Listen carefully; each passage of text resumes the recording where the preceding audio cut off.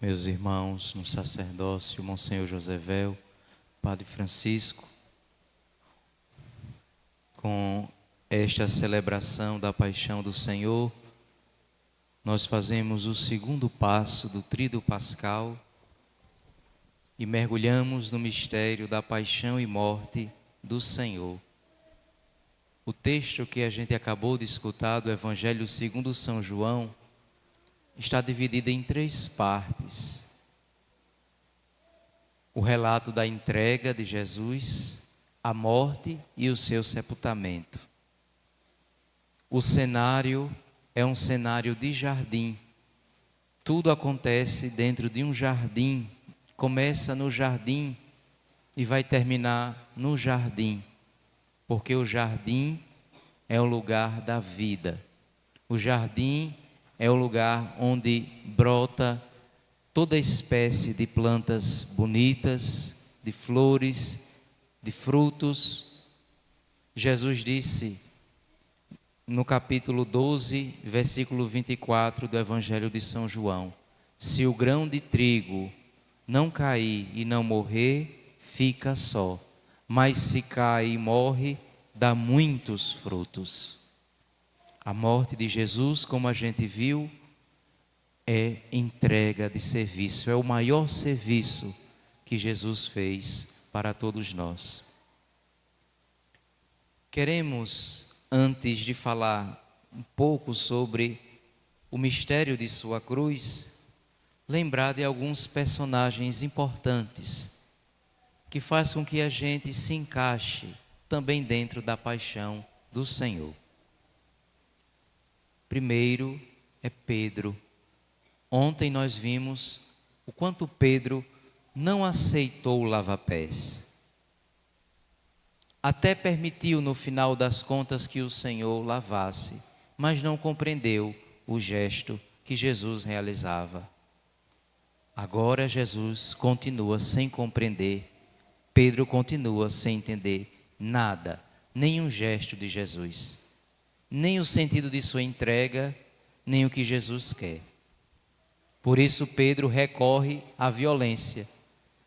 Pedro acredita que a violência pode resolver alguma coisa, enquanto Jesus se entrega livremente, de forma voluntária, na mão dos seus inimigos. Pedro acredita na violência, mas ao mesmo tempo teme a violência, porque vai negar o Senhor por 3 vezes, com medo de sofrer a mesma coisa que Jesus vai sofrer, com medo da morte, com medo da violência. Pedro vai negar o Senhor. Então, as atitudes de Pedro nos ensinam que não devemos acreditar na violência. A violência nunca vai ser a solução de nenhum problema.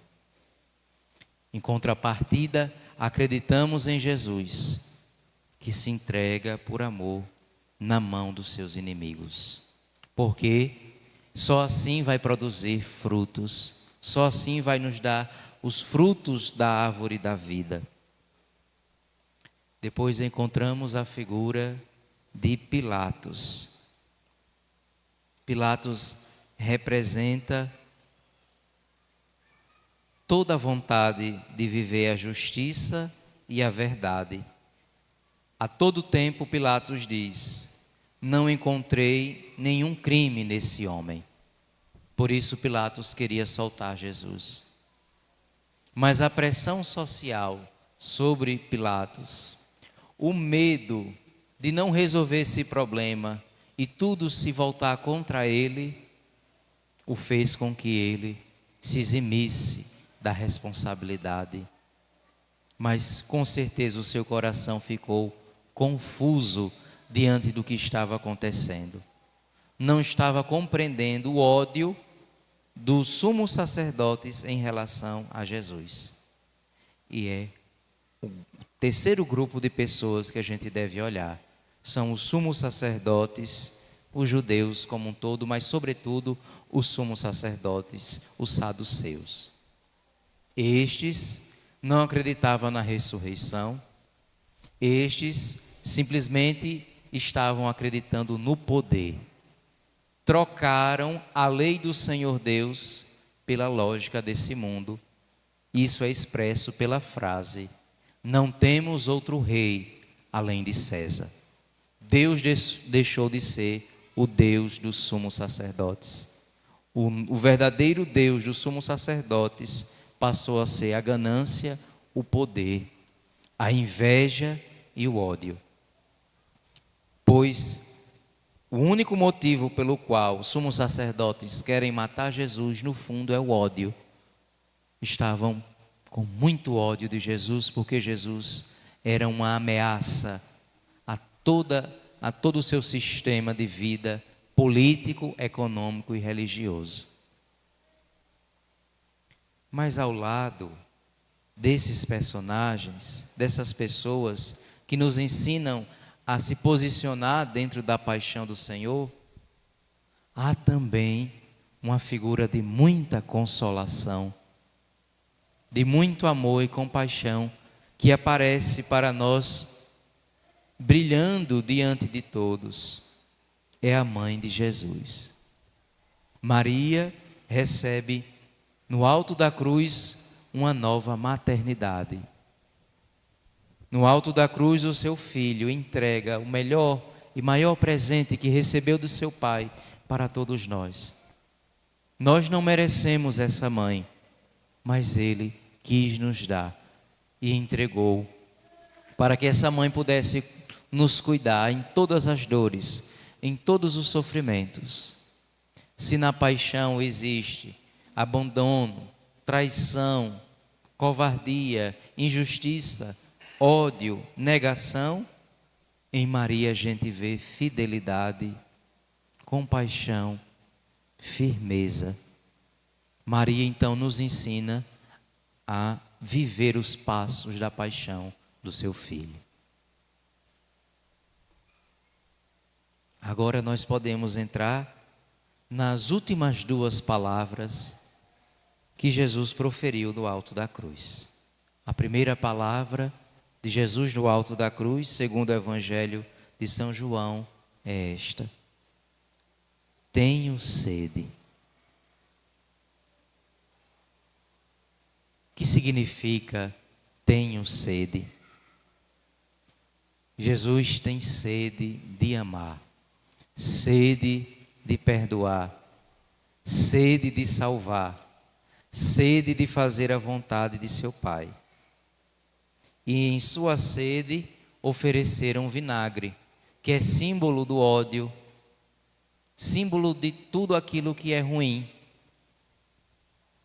E mesmo assim Jesus bebe, aceitando o vinagre, significando que aceitou ser entregue em sacrifício, significando que aceitou que o vinagre do ódio pudesse destruir a sua vida.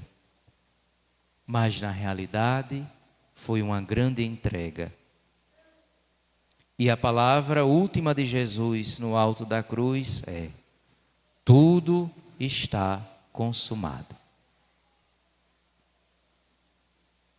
Essa palavra significa que a nova criação aconteceu. Lá no livro do Gênesis, quando o Senhor terminou toda a criação, disse: tudo é muito bom, tudo o que fiz é muito bom. E agora, na nova criação no alto da cruz, Jesus diz: tudo está consumado, ou seja, realizei toda a obra da salvação. Acabou, não tenho mais nada a fazer, já fiz tudo. Tudo, não preciso fazer agora mais nada. Acabou, salvei toda a humanidade pelo meu sacrifício. Abri as portas do céu que estavam fechadas, agora abri o meu coração e não vou fechar mais nunca. Tudo está consumado, e assim entrega o seu Espírito. A cruz, então, para nós, Da cruz nós podemos tirar muitos e muitos frutos. Daqui a pouco nós vamos olhar para a cruz. E esse olhar para a cruz é como que nós estivéssemos também naquele momento da morte do Senhor. Na cruz, nós encontramos solidariedade extrema. Ninguém foi tão solidário como Jesus na cruz. Na cruz, nós temos o extremo abandono. Na cruz, nós temos a máxima revelação de Jesus, a máxima revelação de seu Pai, a máxima revelação do Espírito. Na cruz, há o derramamento do Espírito e a efusão do Espírito. O preciosíssimo fruto da cruz é o derramamento do Espírito que nós iremos experimentar com toda a força em Pentecostes. Na cruz, a remissão dos meus, dos vossos, dos nossos pecados e do mundo inteiro. Na cruz, nós temos quitado o preço, a dívida da nossa redenção. A cruz, portanto, se tornou a árvore da vida. A cruz é o nosso porto seguro, onde, se estivermos naufragando, se estivermos nos afogando na vida, na cruz do Senhor, como uma boia de salvação, podemos nos apoiar na cruz. A cruz é a nossa âncora, a nossa esperança. Na cruz, nos unimos a Jesus numa união íntima. E as pessoas que mais sofrem nessa vida são as pessoas que mais têm a oportunidade de se unir a Jesus. Na cruz nós encontramos um paradoxo. Toda a feiura do ódio caindo sobre Jesus, mas ao mesmo tempo toda a beleza do seu amor. Não há nada mais bonito do que Cristo em sua cruz. A cruz traz o Adão adormecido. Jesus é o novo Adão adormecido no alto da cruz. Nessa cruz, onde Adão está adormecido, nasceu a sua esposa, que é a igreja, pelo lado aberto que sai sangue e água para a nossa salvação. Na cruz nós temos a vitória sobre a morte. E mais ainda, já a vitória de Cristo na sua morte. O que então podemos mais dizer, se não nos entregarmos também nós a Jesus nesse fim de tarde? Deixar que todo o sentimento de compaixão tome conta de nós, pois é dos desejos do coração de Jesus revelado a Santa Maria Margarida Alacoque, que toda pessoa devota do coração de Jesus possa fazer atos de reparação e de consolação a Jesus que está sofrendo. E o Papa Francisco, na sua última encíclica, na encíclica Amou-nos, disse que é possível que a gente entre em um estado íntimo de oração ao ponto de consolar a pessoa de Jesus. Quando entrarmos em oração querendo consolar Jesus, seremos consolados. E com a mesma consolação que recebemos de Jesus, iremos consolar as pessoas. Quem vive então o mistério da cruz, profundamente vive o mistério da consolação. Consolar as pessoas que estão sofrendo, consolar Jesus que sofre, ser consolado por Ele. Salve então a cruz nossa esperança, salve o nosso Deus que nos amou a este ponto, ao ponto de oferecer tudo o que tinha.